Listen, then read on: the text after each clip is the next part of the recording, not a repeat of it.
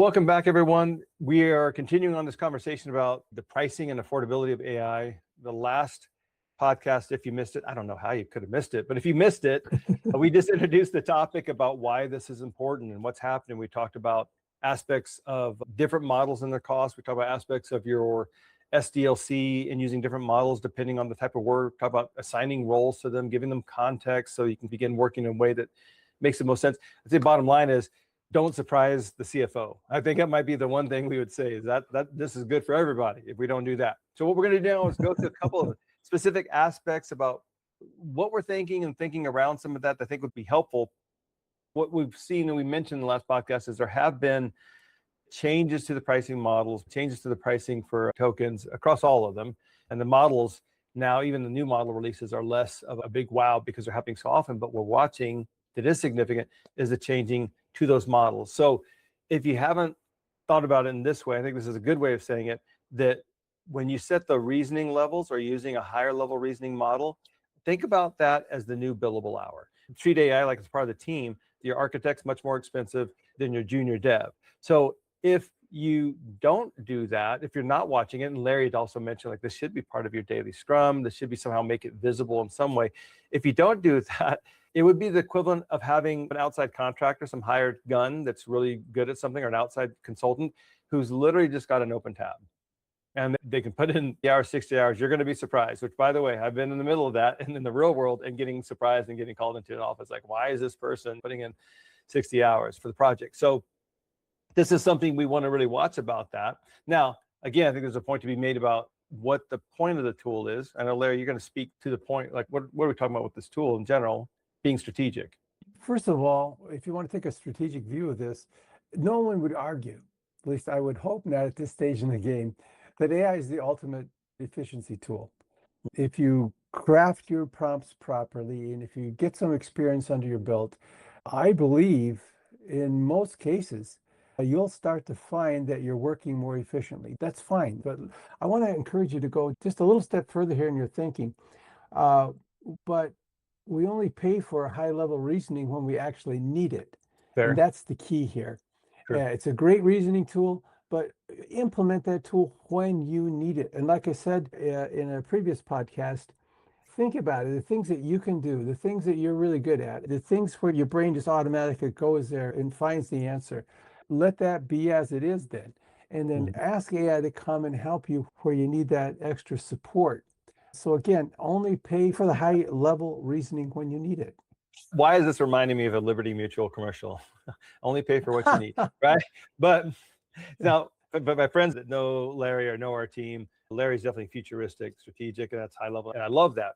I'm going to have a little bit of a counterpoint on this one, but partly just for the fun of balancing it out. And I think we're all on these teams with different opinions and viewpoints. So can we do that and use it well? Absolutely. I think it's in the tool itself. Just change those settings, not a problem. Now, what I think is the challenge for the teams for this one, Larry, is who's going to figure that out and decide that? Or do they have enough information to make those choices? Can they get into that analysis paralysis? And that's not a current role that any of them are doing. Like what I'm there as a dev is I know Java really well and I build these things, or I know how to ask Claude how to build these things and I can evaluate that code. For those who haven't seen the podcast I've done with Paul Moore, he does a great job of saying, look, developers, you're shifting from more of a person helping to build a house, like a construction worker, to the home inspector.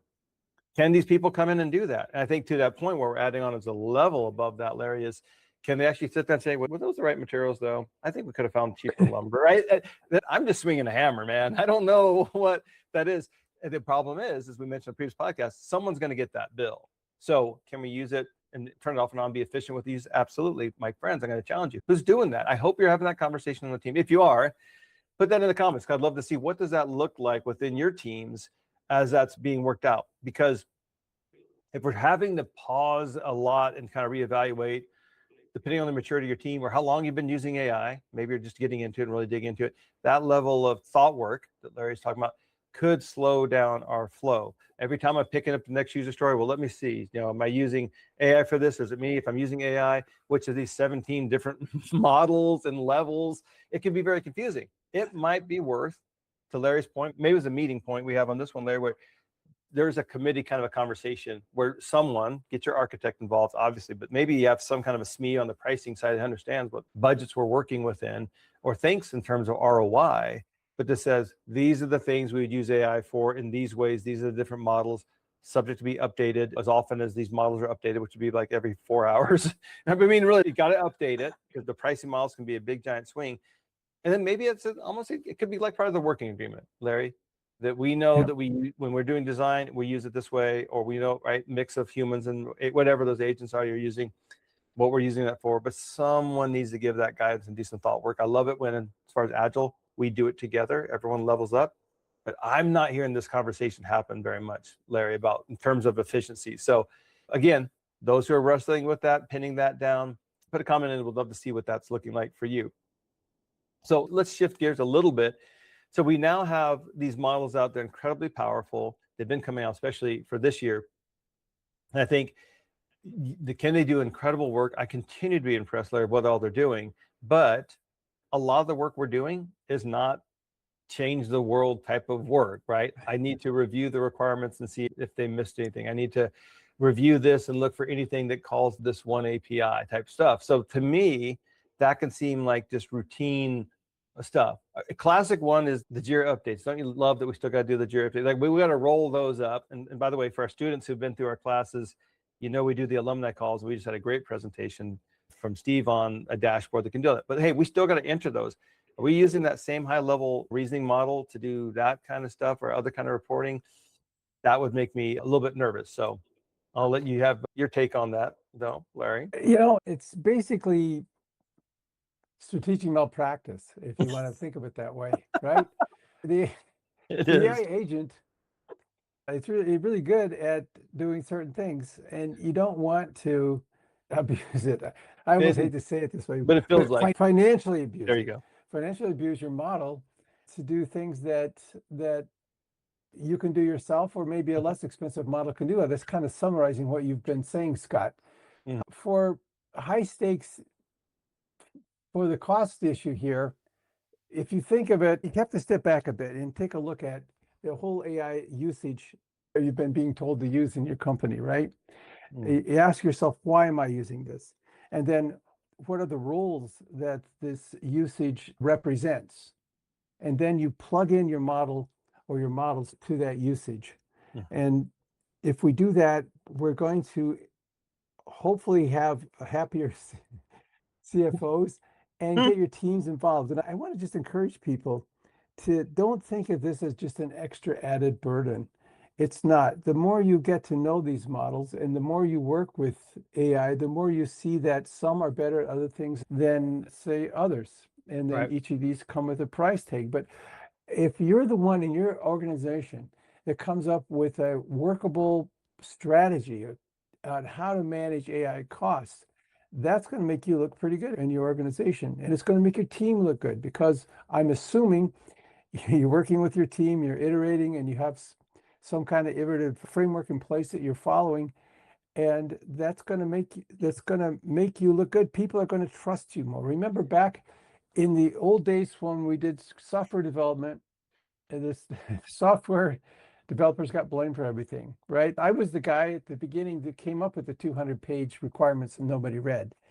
And then we had these come to Jesus sessions. But then all of a sudden, at least in my case, I discovered iterative frameworks of a Scrum at this point.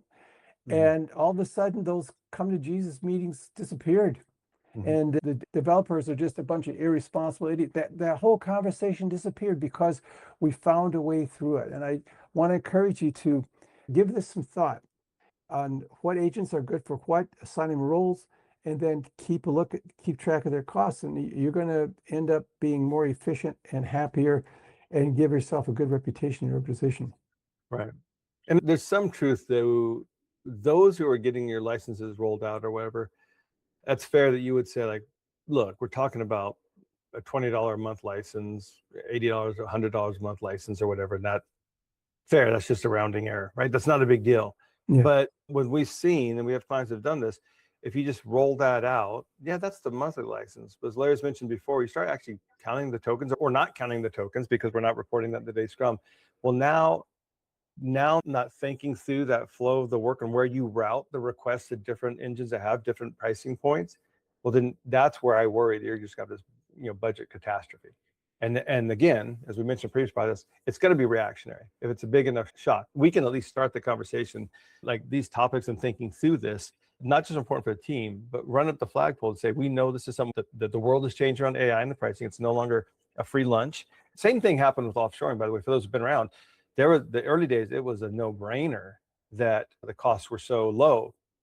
But of course, supply and demand, the more companies to start massively outsourcing, or at least when I was in Bengaluru, you'd see all the big software companies had these giant buildings there. Well, now, they're drawing talent and the costs go way up.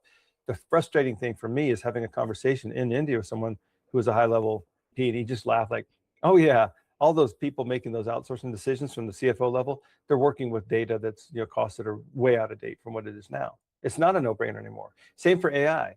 AI, using it willy-nilly for whatever, because you feel like it, using Claude for everything, using whatever the ones you're paying for, those days are over. The decision matrix on what to use it for, it's now just anything, anytime you want. You've got to be mindful of that, or else you're going to injure yourself and your teams financially, right? So when you said abuse, Larry, I thought it's funny, but it's actually true. It's gonna hurt somebody somewhere. It might just hurt the budget. More than likely, hurt the budget enough, it's gonna hurt the team or the departments, or they pull licenses or other things. What we don't want is that someone else who doesn't have the understanding of the power of AI and how it can help with what our development is. We don't want someone else making that decision based solely on the numbers. But I would also add, Larry, unless you haven't had the conversation that Larry's just talking about, you're inviting that problem to happen. You're leaving the door open, and we're rolling the dice to see, will they be surprised? Will they react? Well, it's almost like a sitcom. Stay tuned. Let's find out what happens next on the days of the dev team. And then they're going to have this whiplash effect. And we've seen already, oh, AI is going to save us time, so let's just cut people, or it's not saving time, so stop all that. It's starting to whiplash back and forth a bit. This is the kind of conversation I think we need to have. But I definitely don't want to have the simplicity of everyone has Claude, it saves time, therefore saves money, everyone just run with it. We can do so much more discipline around that. And I think engineers are good people to do that kind of discipline. So last piece is, I know we're going to cover a little bit similar in the same cost model, talk about Gemini a little bit, or any of the models where it's essentially free, Larry, right? So that's going to weigh in here. On the other side, I'm talking about Claude being so expensive, don't use it for everything, but we'll pick up this piece, Larry, where it's like, what about if it is? Rocket Eye is a Google shop. Essentially, Gemini is free. A lot of those tools are essentially free, but don't weigh in on that. Yeah, the thing is, first of all, I think it's important for us to encourage people not to get spooked by the conversation of saving money. If you have to spend $150 or whatever it might be to have a breakthrough, and if you can prove that that breakthrough is valuable, then you've confirmed the fact that you've spent your money wisely. So it's all about value creation. We've said this for years, right? And AI is the same way. So you use your AI to create value. And if you have to spend a little bit more money to create that value, and you can actually show that you had a breakthrough here based on your AI usage, I would venture to say no one in your company is going to complain about that. No. But there's another idea here that if you're still paying for premium pricing for summarizing of grammar, see, that's the other side of this whole thing. Then you're just being fleeced. So true. So true. Use it wisely and get those breakthroughs that AI is brilliant for, and use the right tool to help you with that breakthrough. But on the other hand, again, exercise wisdom. Otherwise, your favorite AI company is going to take you to the bank. True. So the balance to that, the counterpoint is, yes, these things might be free, and we can run things by them to run experiments, try things out. And I do love that. So, and for me, I've mentioned before, one thing that really helped me in my application of AI was just to not start any new type of task without checking to see how AI might be able to help with that first. And I can quickly see, is this good or not? But at the same time, for some of these tools where it is free, the basic model, it could be we're churning, we're creating noise. This isn't necessarily really value added. We still have to have some sense of this makes the most sense. Now, I'm just talking about kind of ad hoc grabbing that. And I think we all do a lot of work like that. I'm just saying, in the course of your day, these things come up, try them out if the model's free. Obviously, the counterpoint on the other side is like, yeah, if you're using one of the high level models that cost per token, I'm not just saying, let me just run this massive research thing through it and just see what it does. If it wasn't a priority, if I don't know I'm going to do with the results of that, and maybe we just burned a lot of tokens and wasted that. In the end, I think the add on to this piece is think about your product backlog. So we have a stack rank list of these things are important to us. It could be the same on your daily to-do list, your weekly plan, your monthly plan or goal, your quarterly goals. But somewhere, somehow, you have a list of things you're supposed to be doing. Could be the request you actually get. Could be your own thought work of how I'm trying to figure these things out or things I think are valuable I'm doing. The bottom line is, often that backlog and things you're thinking to do are essentially prioritized based on business value. And business value is, the classic is cost benefit. What's the cost? What's the benefit? Right? So the effort divided with that value. Well, if I'm just scattering, throwing anything into the models just because, hey, it's free and I should just see, that isn't necessarily looking through that model of cost benefit necessarily. Like, is this the most important thing I should be looking at right now? You're kind of ad hoc doing it. So some of this conversation, I think, begins to shape of, is your work organizing? You have clear understanding of the priorities for yourself, for your team, for your company. Now we're doing the thought work to say, yes, we can do these things for free. And these are the right things to be trying, not just anything. Because whenever we're running through some of this, and Larry, you and I were talking earlier, really good prompts can take 30 minutes, an hour and a half. That is a cost. That's a human cost. AI is free. But if I spent an hour and a half on something like, oh, cool, so it can do that. Yeah, we don't need that until October. Well, that's a cost of lost opportunity that you could have been doing the important stuff. So in the end, is AI a super powerful tool? Yes. The cost rules are changing. We talked about that. Some are still free. That's awesome. We should still be clear-minded in, do I have the priorities clear for me and what I'm using that for? Because the cost still might be your own personal time and investment that you didn't get to that. And I know whoever's listening, you probably don't have a shortage of work. You probably have too much on your plate, too much to do. That might pinch you more than ever. And I don't want you wasting time on things that, yeah, I figured some stuff out, but I'm still gonna miss a deadline on something else. And wherever you carve that out, and some of our personal ones, I think there's opportunities in our podcast on applying your personal life, are ways that you can learn that are free, but aren't costing you in the workplace of the time spent there to learn the power and how to use some of these tools as well. So take a look at that.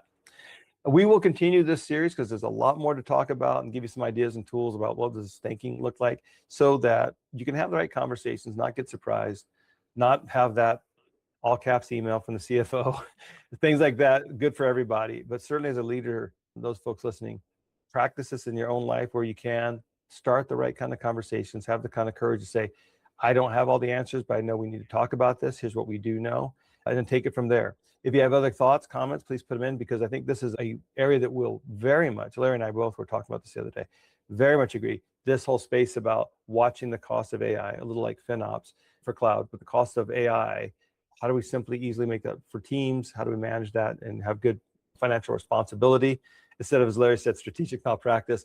So how can we do that really well? And we'll continue to explore and unpack that to add that, because I think it's going to be a space that we'll see a lot more attention.